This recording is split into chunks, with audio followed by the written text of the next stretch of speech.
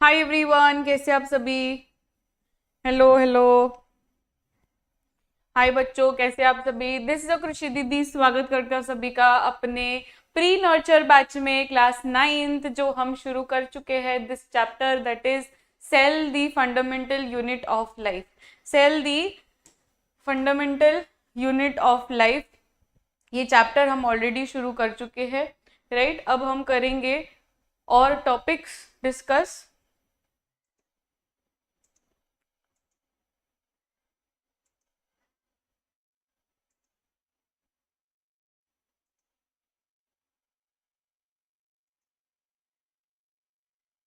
आ जाइए सारे बच्चे।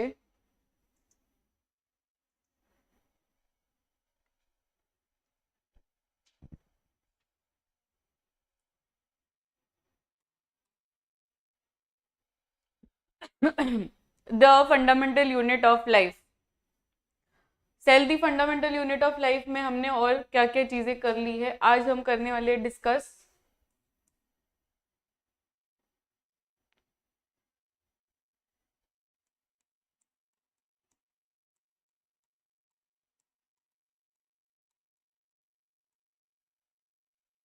Hypertonic,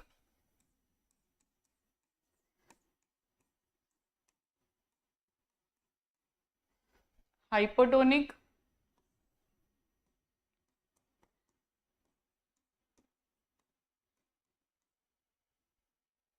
and isotonic.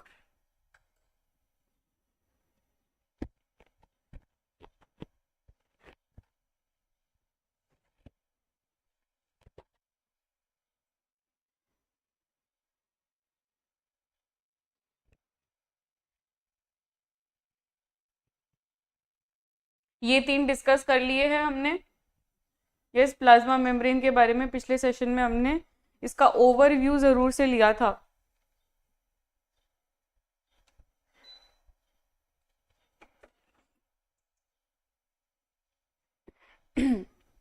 राइट बच्चों। हाइपरटोनिक, हाइपोटोनिक एंड आइसोटोनिक, हमने पिछले सेशन में क्या क्या पढ़ लिया था। हमने शेप, साइजेस, ये सारी बात कर ली थी।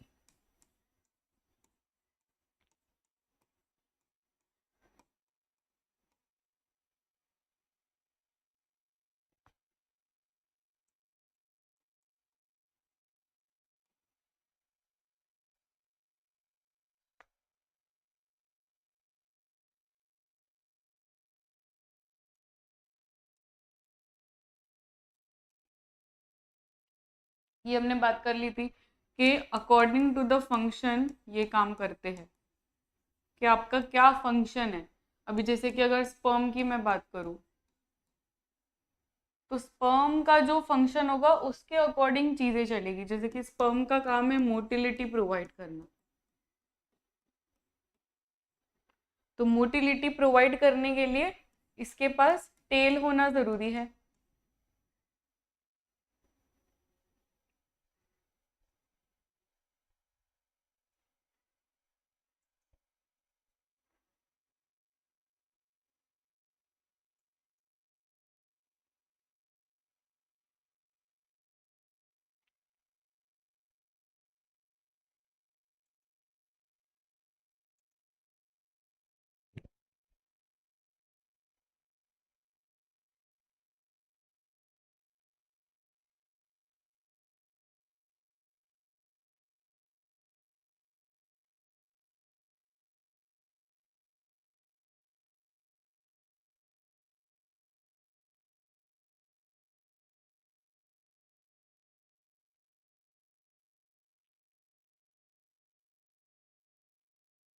फिर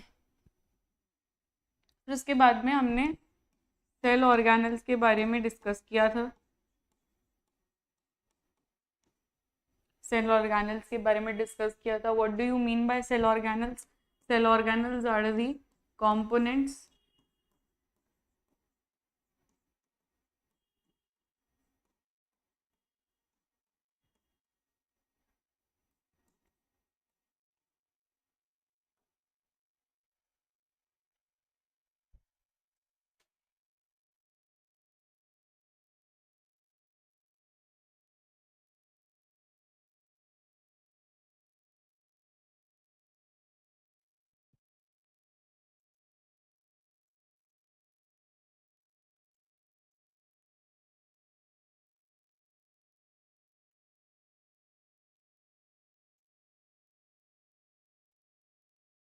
बताइए सारे बच्चे, everyone in the chat box.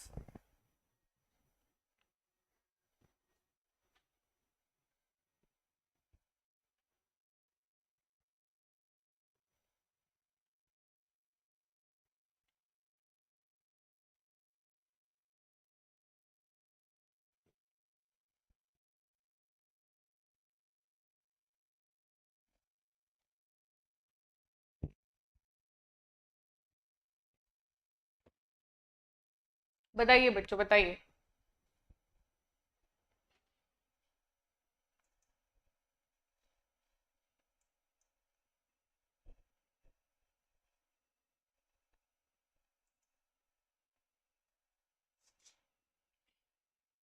Right, components present in the cell, ये सारी चीजें हमने पढ़ ली थी। अब सेल ऑर्गेनल क्या होते हैं? Cell organelles are the component which are present inside the cell.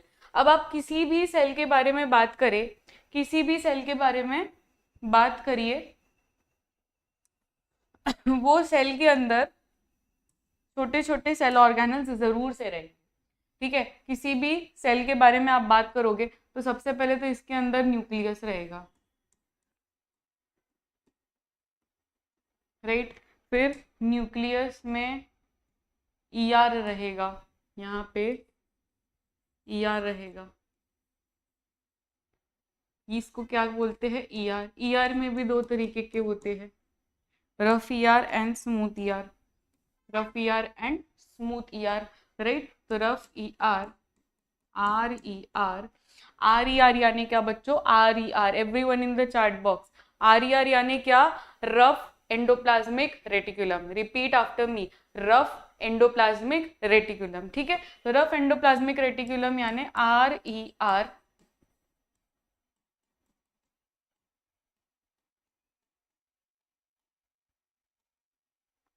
Rough endoplasmic reticulum.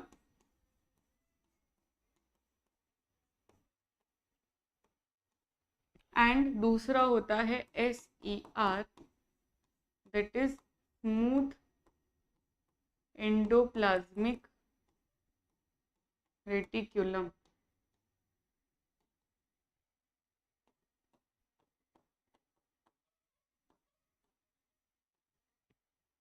Smooth endoplasmic reticulum. फिर यहाँ पे आपके पास दूसरे भी रहेंगे, राइट। गोल्गी रहेगा, आपके पास वैक्यूल रहेगा,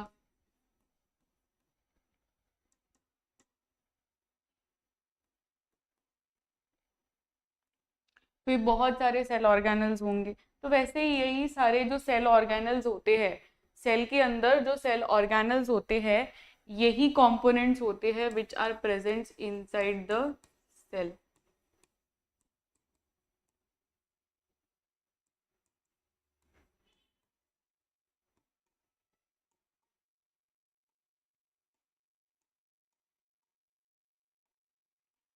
अब बात करते हैं दो टर्म्स की, ठीक है।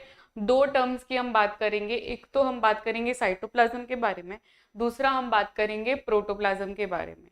साइटोप्लाज्म एंड प्रोटोप्लाज्म में क्या डिफरेंस रहता है, आइए अंडरस्टैंड करते हैं। तो सबसे पहले तो अगर मैं बात करूं साइटोप्लाज्म की, अगर मैं बात करूं साइटोप्लाज्म की, तो साइटोप्लाज्म बेटा क्या होता है? ये मैंने क्या बनाया? ये मैंने न्यूक्लियस बनाया, राइट। ये मैंने बनाया न्यूक्लियस। न्यूक्लियस के अंदर ना there is fluid like structure. Nucleus के अंदर क्या रहता है? फ्लूइड लाइक स्ट्रक्चर, जिसे हम कहते हैं न्यूक्लियोप्लाज्म। क्या कहते हैं? न्यूक्लियोप्लाज्म। ये हो गया न्यूक्लियोप्लाज्म। अब ये जो सेल्स के, सेल ऑर्गेनल्स के आजू बाजू जो फ्लूइड प्रेजेंट है ना, उसे हम कहते हैं साइटोप्लाज्म। क्या कहते हैं इसे? साइटोप्लाज्म। तो ये हो गया न्यूक्लियोप्लाज्म, ये हो गया cytoplasm.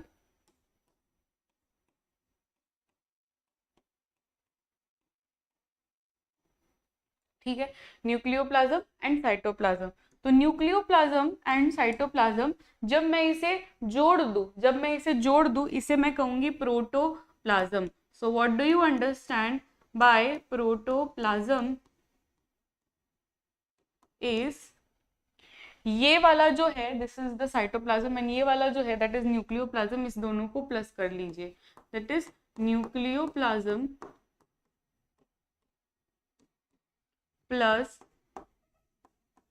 Cytoplasm is called as protoplasm as a whole, and protoplasm को हम प्रोटोप्लास्ट भी कह सकते हैं। हेलो सात्विक, प्रोटोप्लाज्म को हम प्रोटोप्लास्ट भी कह सकते हैं। ये प्रोटोप्लास्ट को किसने किया था discover? The name is परकिंजे। The name is परकिंजे। Is this understood everyone? सभी को याद रह रहा है सारी चीजें?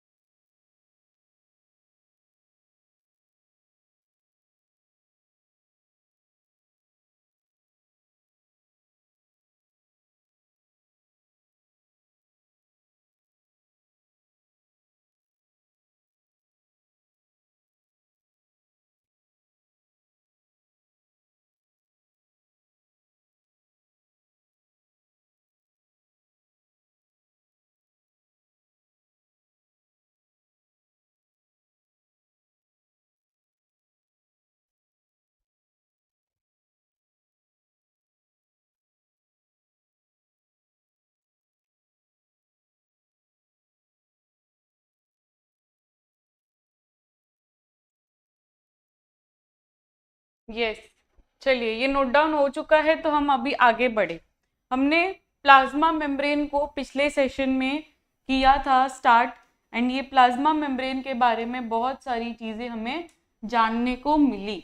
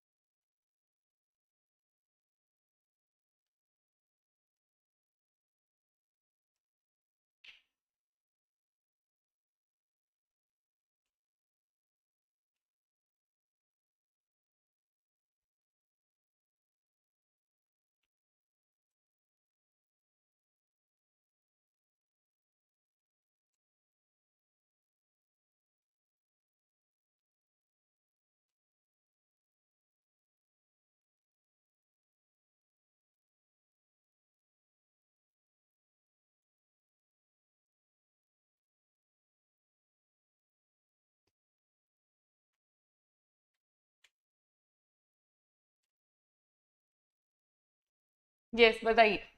आउटर मोस्ट मेम्ब्रेन रहेगी।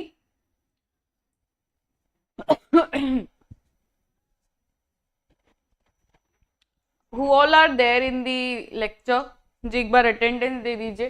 Who all are there in the lecture? लिखिए yes ma'am, I am there in the lecture.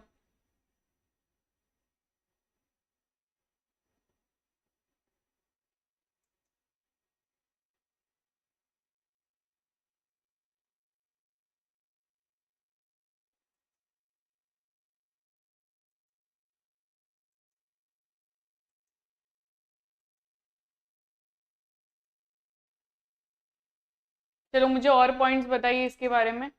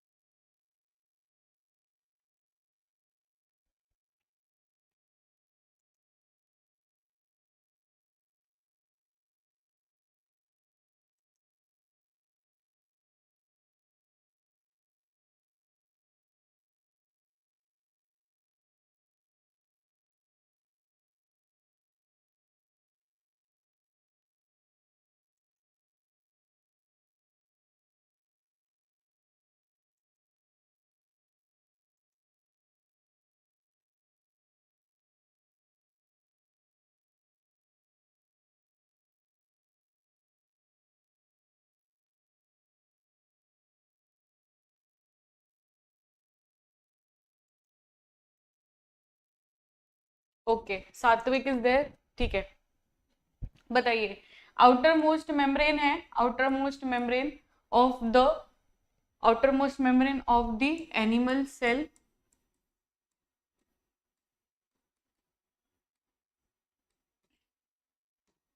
Right.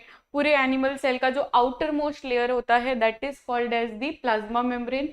अगर मैं बात करूं plasma membrane, is it freely permeable के सिलेक्टिवली परमिएबल, यहाँ पे क्वेश्चन लिख दीजिए।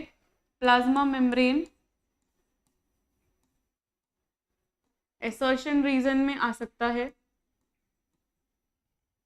ये असर्शन रीजन ही मैं आपको दे रही हूँ।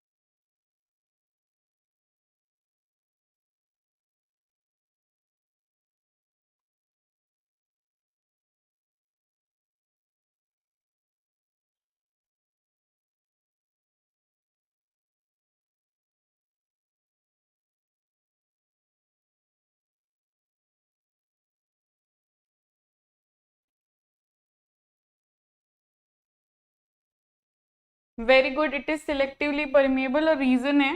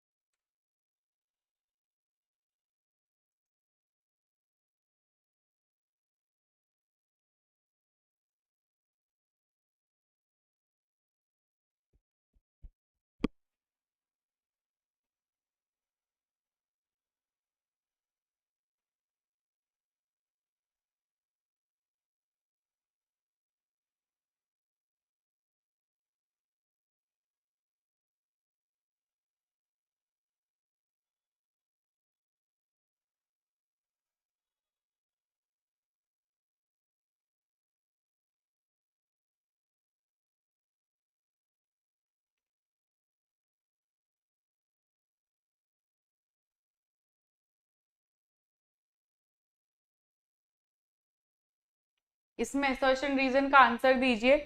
विच option will be right? A, B, C and D. 4 options है हमारे पास.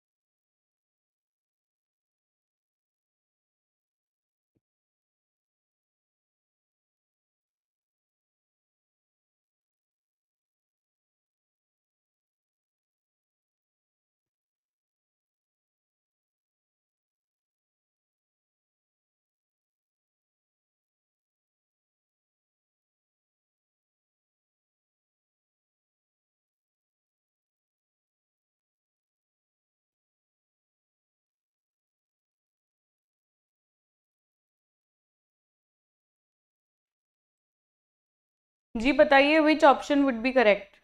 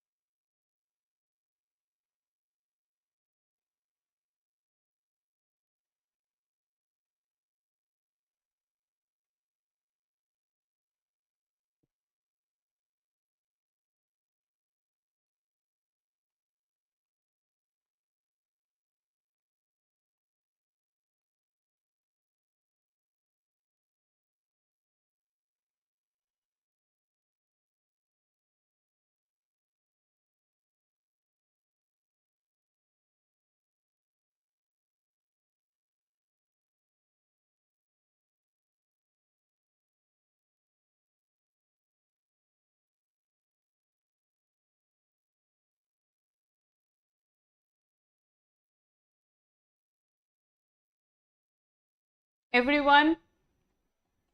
यस बच्चों.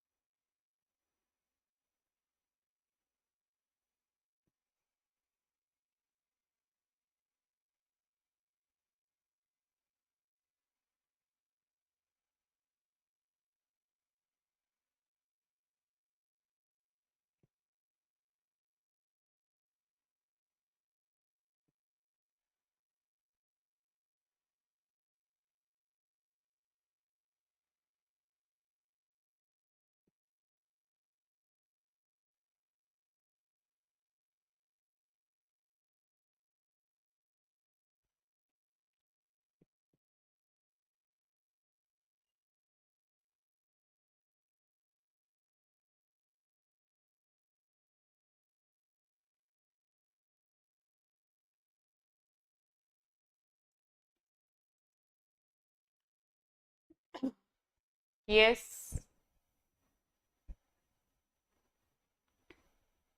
यस, यहाँ पे option A will be the correct answer. Option A is the correct answer. Option A इसलिए करेक्ट आंसर है बच्चों क्योंकि यहाँ पे दोनों सही स्टेटमेंट्स है. Both the statements are right and यही इसको करेक्ट एक्सप्लेनेशन भी दे पा रहे हैं. That is why option A is the correct answer. हमने पिछले सेशन में ये भी देखा था osmosis and diffusion, right? Osmosis में what did we studied? Osmosis में हमने क्या देखा था कि एक बीच में एक सिलेक्टिवली परमिएबल मेम्ब्रेन होना चाहिए. एंड अगर मैंने यहाँ पे वाटर मॉलिक्यूल्स और सल्यूट को थोड़ा सा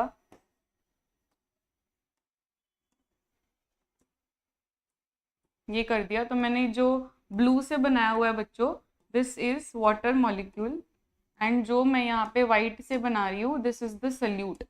शुगर भी हो सकता है, सॉल्ट भी हो सकता है, आपको जो कंसीडर करना है वो आप कर सकते हो. ठीक है, वाइट मतलब सल्यूट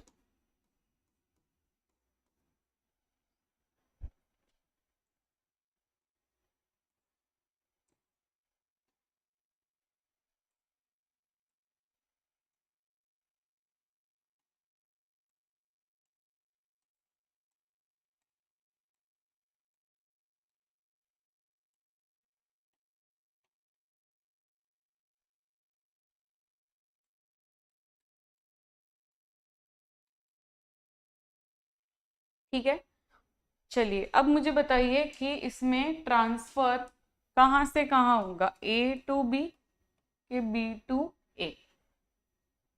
ऑस्मोसिस हमेशा सिलेक्टिवली परमिएबल मेम्ब्रेन से ही होता है, यही यहाँ पे लिखा है। सेमी परमिएबल भी हम इसे कह सकते हैं।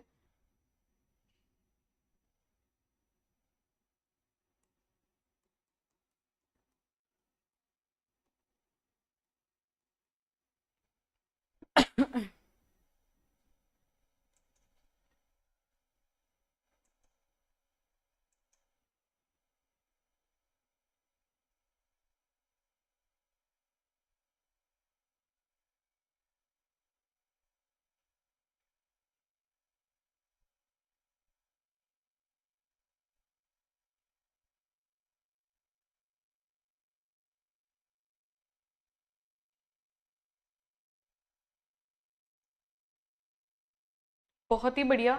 यहाँ पे जो ट्रांसफर होगा ये होगा फ्रॉम ए टू बी। कैसे होगा ये, ए टू बी होगा। क्यों ऐसे ए टू बी क्यों हो रहा है?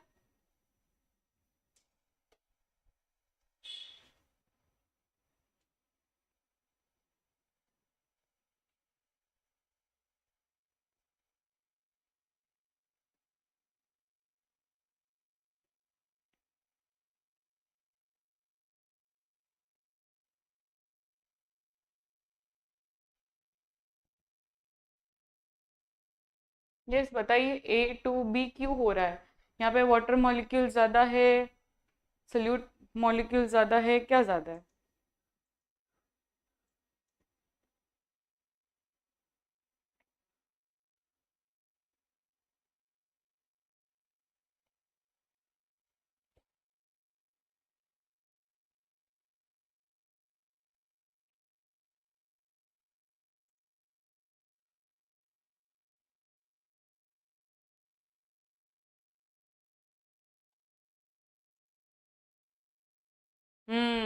वेरी गुड सात्विक। सात्विक ने एकदम सही आंसर दिया है, that is it has to balance the solute and the water balance, right. यहाँ पे बैलेंस बनाए रखने के लिए ये होना जरूरी है, ये होना जरूरी है। अगर ये नहीं होता है बच्चों, जैसे कि यहाँ पे हम समझ सकते हैं कि ऑस्मोसिस में अगर ये नहीं होता है, ऑस्मोसिस में व्हाट हैपेंस इज जो वाटर के मॉलिक्यूल्स है इसका मूवमेंट होगा। अभी यहाँ पे वाटर के मॉलिक्यूल्स किस में ज्यादा है? ए केस में there is more water, A case में देयर इज मोर वाटर के मॉलिक्यूल्स। बी केस में हम बात करें तो बी केस में देयर इज लेस वाटर के मॉलिक्यूल्स, राइट। तो यहाँ पे बी में हम लोग लिख रहे हैं लेस वाटर मॉलिक्यूल्स। अब सल्यूट के जो कॉन्सेंट्रेशन है, सल्यूट का जो कॉन्सेंट्रेशन है ये यहाँ पर ज्यादा प्रेजेंट है और यहाँ पे कम है। तो सल्यूट ज्यादा है, यहाँ पे शुगर ज्यादा है, तो जहां पे भी शुगर ज्यादा हो वहां पे आप पानी डाल दो एंड इसलिए ट्रांसफर होगा फ्रॉम ए टू बी। ये हो गई हमारी बात रिलेटेड टू ऑस्मोसिस।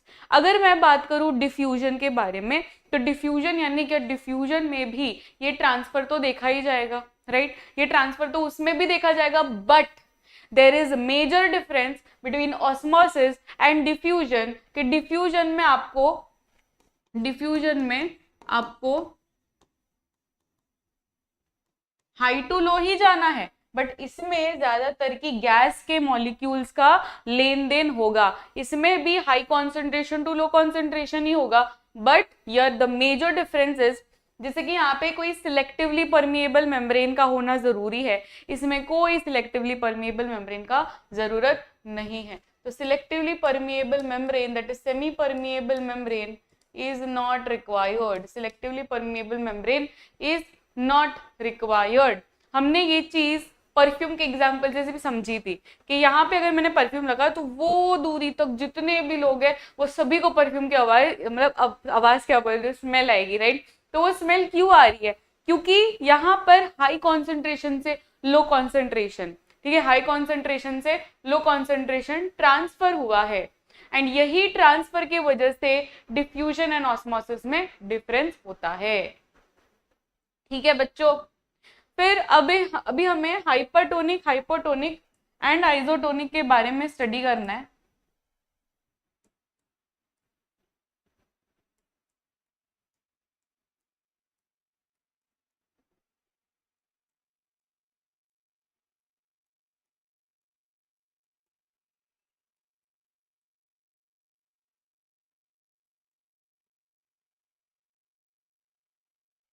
बताइए।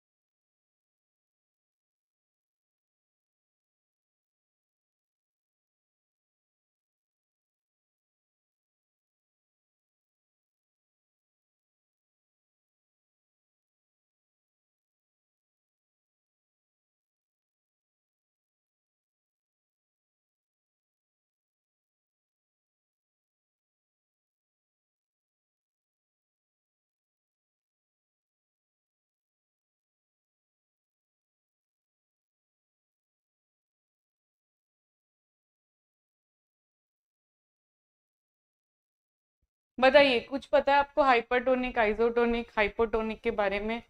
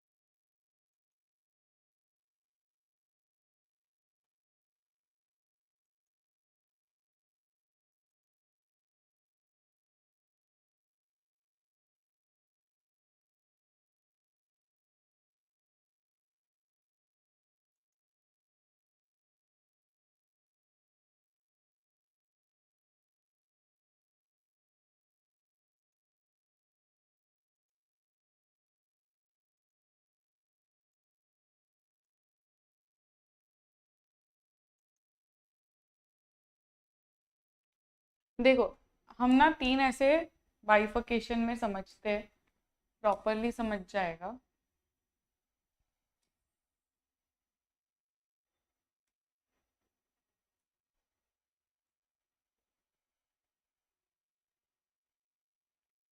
हाइपरटोनिक में यहाँ पे देखो, मैं एक वेसल बनाऊंगी और एक पानी बनाऊंगी।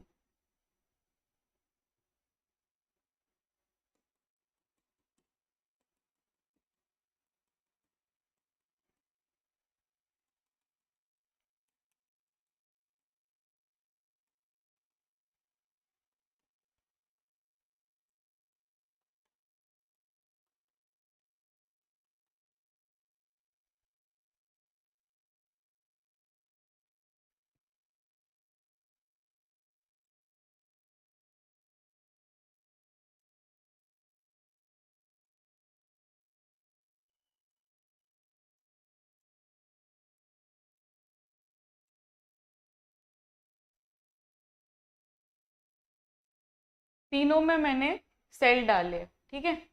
अब ये सेल के अंदर देखते हैं, ये जो मैं पिंक से बना रही हूँ ना दैट इज सल्यूट। मुझे अभी आपकी टेस्ट लेनी है। ये जो मैं पिंक से बना रही हूँ दैट इज सल्यूट।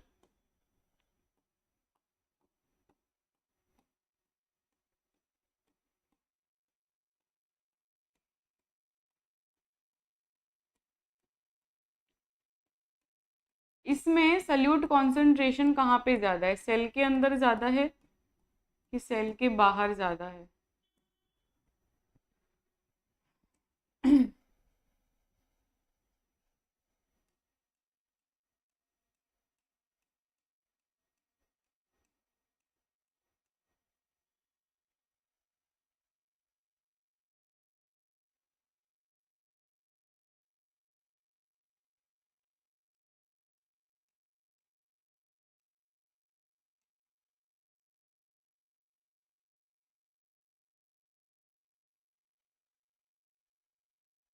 यस, बताइए।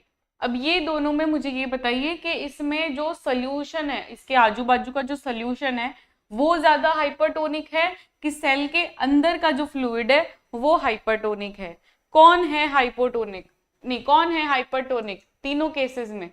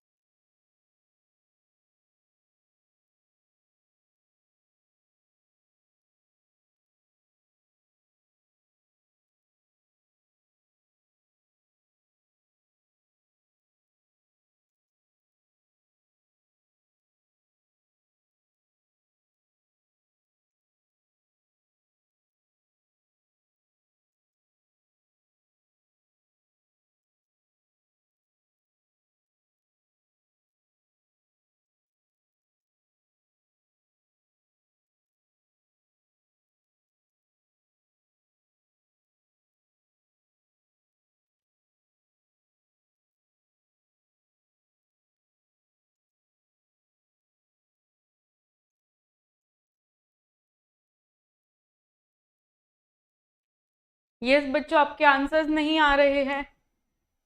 I was waiting but answer आपका आया ही नहीं।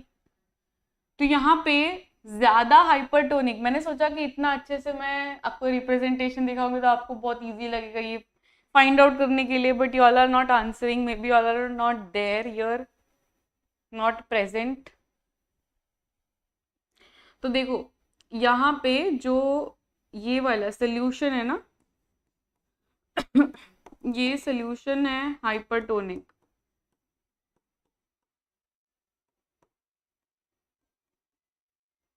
ठीक है, ये सोल्यूशन है हाइपरटोनिक, वेराज जो सेल का अंदर का वातावरण है दिस इज हाइपोटोनिक।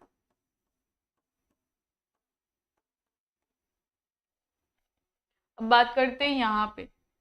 तो यहाँ पे क्या सिस्टम है, यहाँ पे जो सेल के अंदर की चीजें हैं ये ज्यादा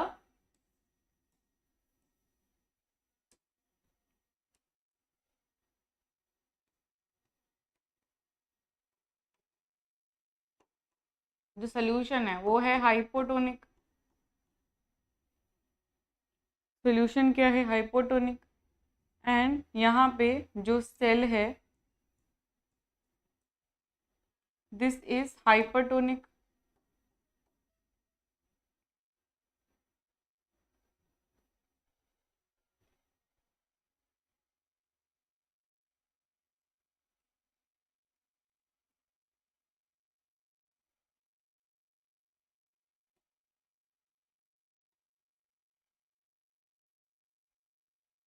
अब बात करते हैं सोल्यूशन की। तो सोल्यूशन में ये जो है दीज थिंग्स, ये सोल्यूशन में भी सेम है और ये भी सेम है।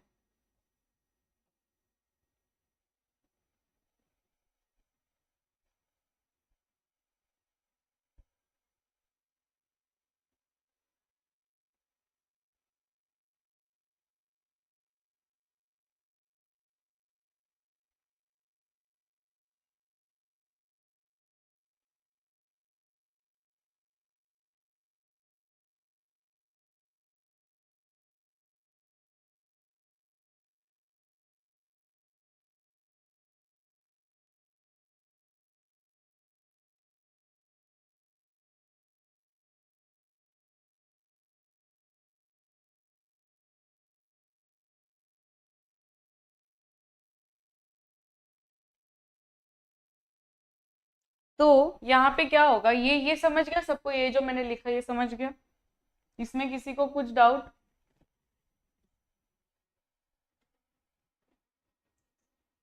पहले इसके बारे में बता दीजिए, इसमें किसी को कुछ डाउट हो तो हम लोग पहले इसको क्लियर कर दे।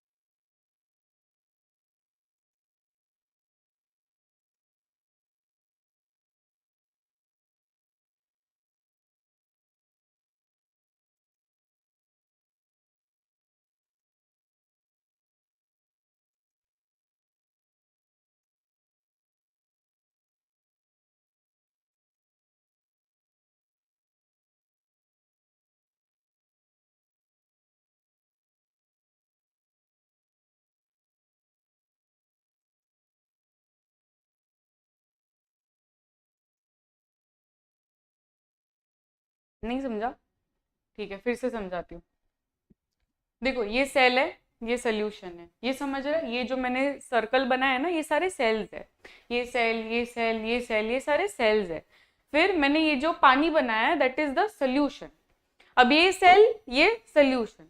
तो जो ज्यादा सोल्यूट पार्टिकल्स, मतलब ये जो पिंक कलर का मैंने बनाया दैट इज सोल्यूट पार्टिकल्स। सबसे ज्यादा सोल्यूट पार्टिकल्स आपको कंपेयर करना है, सेल में ज्यादा है कि सोल्यूशन में ज्यादा है।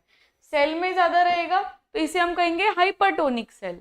सोल्यूशन में ज्यादा रहेगा तो हम कहेंगे सोल्यूशन इज हाइपोटोनिक। जैसे कि सोल्यूशन इज हाइपरटोनिक, यहाँ पे मैंने सोल्यूशन क्यों लिखा, क्योंकि सोल्यूशन में ज्यादा मैंने पिंक बनाया है, राइट, सेल में कम बनाया है, तो सेल क्या हो जाएगा, हाइपोटोनिक। समझ में आ रहा है अभी, ये सात्विक।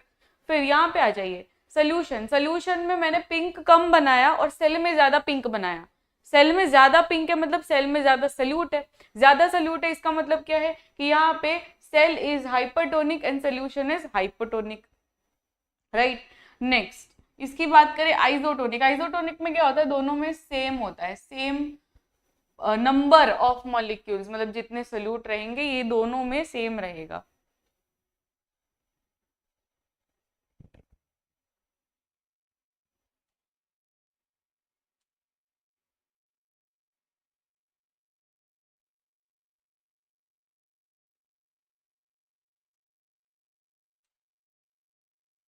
अब समझा?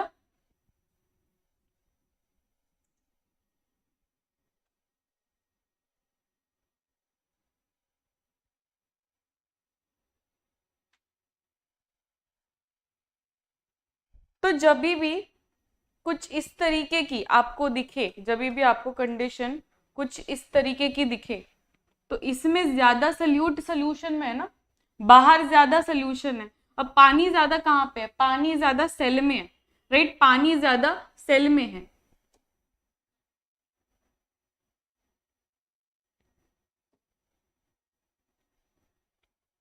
तो ये वाला जो पानी है वो बाहर आ जाएगा, जिससे सेल विल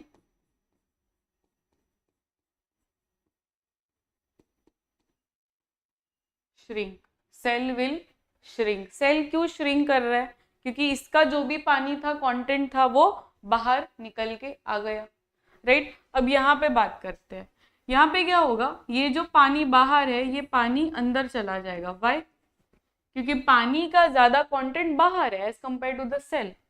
इसमें बात करें तो इसमें नो चेंज, इसमें अंदर और बाहर दोनों चीजें चल रही है, बाहर भी जा रही है चीजें, अंदर भी आ रही है चीजें,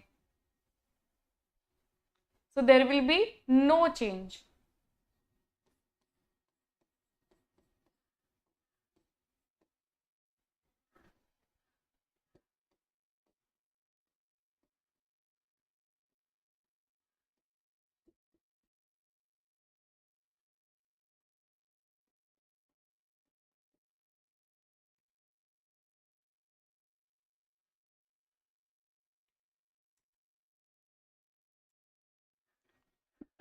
ये समझ में आया?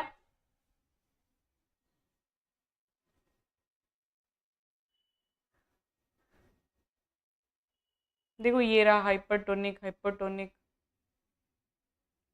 चलो इससे स्टार्ट करते हैं। One of the following three things could happen if the medium surrounding the cell. देखो मैंने जो अभी आपको डायग्राम से समझाया ना, यही सारी चीजें टेक्स्ट बुक में गिवन है, यही सारी सेम चीजें टेक्स्ट बुक में गिवन है। If the medium surrounding the cell has higher water concentration, higher water concentration, अगर इनके पास हायर वाटर कॉन्सेंट्रेशन रहेगा देन द सेल, तो फिर आउटसाइड का क्या हो गया, डाइल्यूट हो गया, राइट। आउटसाइड का क्या हो गया, डाइल्यूट हो गया। मतलब ये इसकी बात हो रही है, यहाँ पे हाइपोटोनिक की बात हो रही है।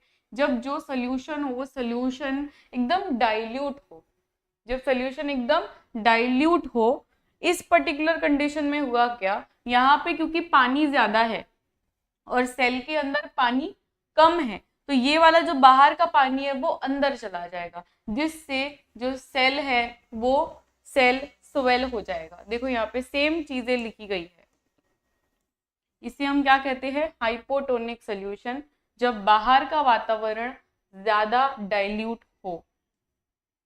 अब बात करते हैं हाइपरटोनिक की।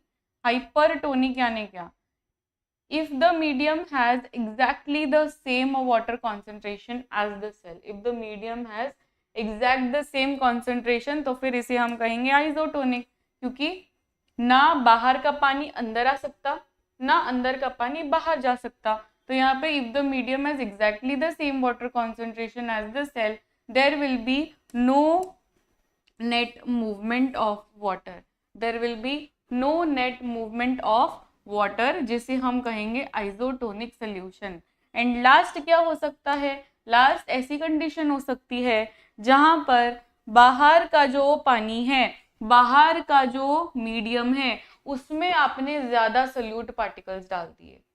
तो जब ऐसी कंडीशन हो बेटा, इस कंडीशन में बाहर का वातावरण इज ज्यादा कॉन्सेंट्रेटेड, इसलिए हम इसे कहेंगे हाइपरटोनिक। क्या कहेंगे? हाइपरटोनिक। तो if the medium has a lower concentration of water than the cell, meaning that it is a very concentrated solution. Concentrated solution है, ठीक है, ये क्या है? ये concentrated solution. The cell will lose by osmosis, osmosis से ये lose कर लेगा। Such a solution is known as hypertonic solution. क्या कहते हैं इसे? Hypertonic solution.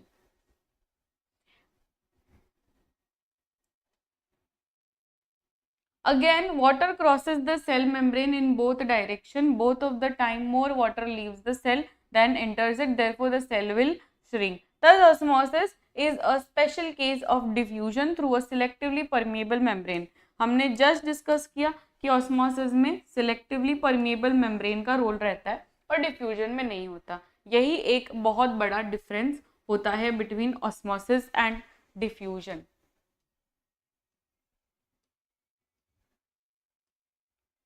देखो, हमने रेजिन वाले एग्जाम्पल को भी करना है। अभी रेजिन में क्या होता है?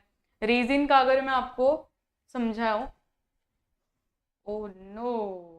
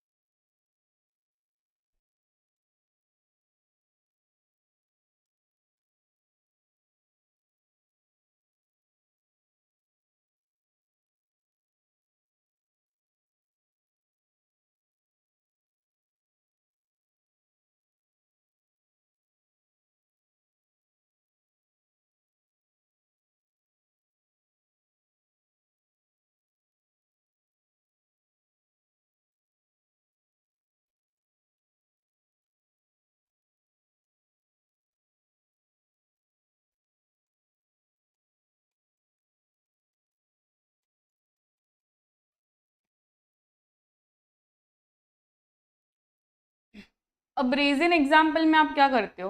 आप एक कटोरी लेते हो, राइट? वो कटोरी में मैंने पानी डाला हुआ है,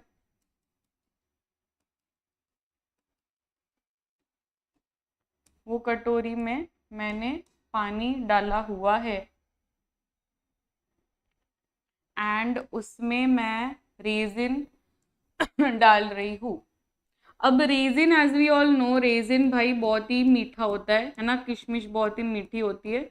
और जो हम यहाँ पे सॉल्वेंट यूज कर रहे हैं, दैट इज नॉर्मल वाटर।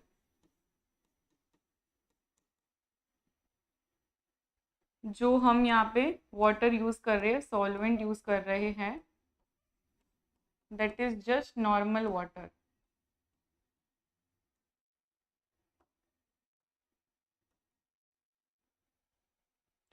तो ये जो रेजिन है बच्चा, यहाँ पे जो शुगर सोल्यूशन का कॉन्सेंट्रेशन रहेगा, obviously that would be much higher.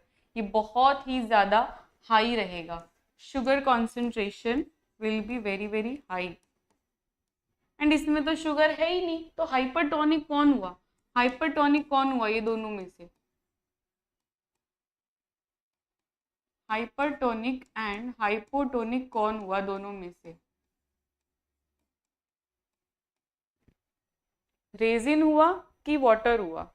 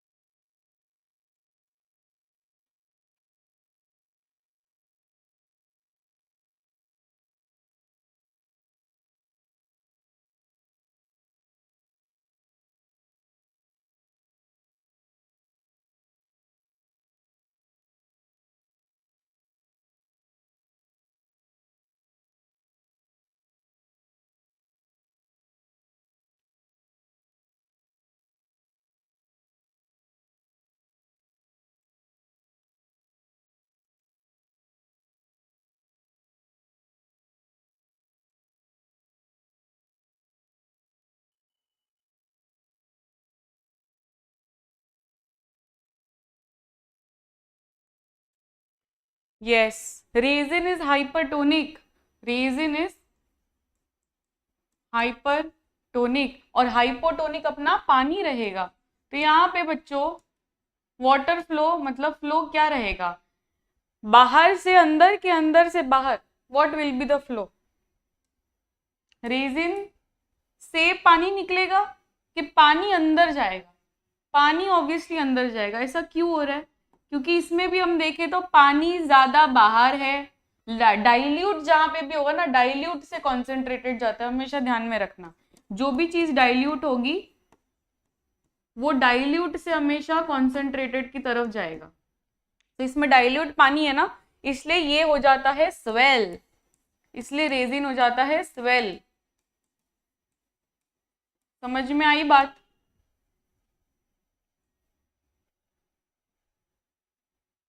ठीक है, तो अब नेक्स्ट लेक्चर में हम लोग सेल वॉल के बारे में स्टडी करेंगे। सेल वॉल क्या होता है, सेल वॉल के बारे में सारी चीजें हम पढ़ेंगे।